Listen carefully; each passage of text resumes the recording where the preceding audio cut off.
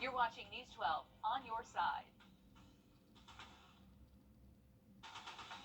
From the station that's on your side, this is News 12 First at 5. A live look over our Beach Island camera and Doppler Max radar. Rain in the forecast today, plus a first alert issued for Sunday. The latest for your weekend forecast straight ahead. But first, a disturbing story. Parents in Richmond County, you may want to listen up for this. A former teacher's aide at Glen Hills Elementary facing 8 counts of child molestation. Parents, take a look to see if you recognize this man.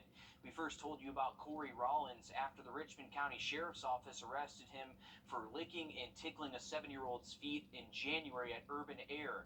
Now an indictment shows Rollins is accused of molesting at least 3 other kids during his time as a teacher's aide. It's still not clear where any of these other alleged incidents happened. We do know all 4 victims were under 16 years old, according to the indictment. We're making calls and digging deeper into the story, and we'll have much more of this coming up in the next half hour. Well, turning to weather now, we're taking a live look in just a few minutes. Well, thanks, Andrew. This just in. New information in the last 15 minutes here. Exit 18 on I-20 eastbound in Aiken is back open after this 18-wheeler caught fire, sending flames shooting up dozens of feet in the air. The Aiken County Sheriff's Office says that it happened at around 5:44 this morning. Thankfully, no injuries here. Fire crews say it looks like the brakes and the rear wheels started the blaze. Well, according to Georgia Public Health statistics, black women account for more than 48 deaths out of 100,000 births, while white women account for about half of that. In South Carolina, black mothers experienced a 67% higher pregnancy-related death than white mothers in 2018 and 2019. News 12's Taylor Martin is live in the newsroom. Taylor, the big question here is why, but what were you able to find out today? From what I found, these numbers all boil down to prenatal and postnatal care of the mother and how many underlying conditions can be caught before it's too late. A 2018 to 2020 report from the Georgia Department of Public Health shows hemorrhage, mental health conditions, and cardiomyopathy are the leading causes of pregnancy-related deaths.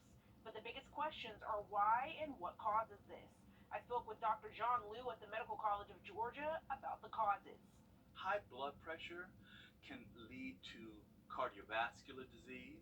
It can lead to bleeding, hemorrhage. It can lead to disease which many women are aware of called preeclampsia and then eclampsia.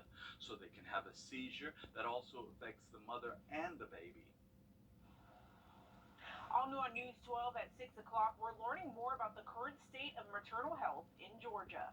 Thanks, Taylor. In Albany, Georgia, a new women's center is now open to try and tackle the ongoing shortage of prenatal care and delivery services in southwest Georgia. This comes on the same day the Donaldsonville Hospital announced they're closing their OB department. Yesterday, the Eloise Edge OBGYN Center officially opened its doors. The center is named after a midwife who worked in Albany for decades. To help keep the center open, providers will be recruited from inside and outside of the county. Edge believes this will help continue her mission to bring down mortality rates. It's like God is helping us. Someone's listening. My motto about helping others, helping the least of those. The new care center will be serving almost 3,000 patients. Senator Tim Scott in Charleston and Goose Creek, The White House. The breach exposed secret documents about a range of sensitive issues from the war in Ukraine to surveillance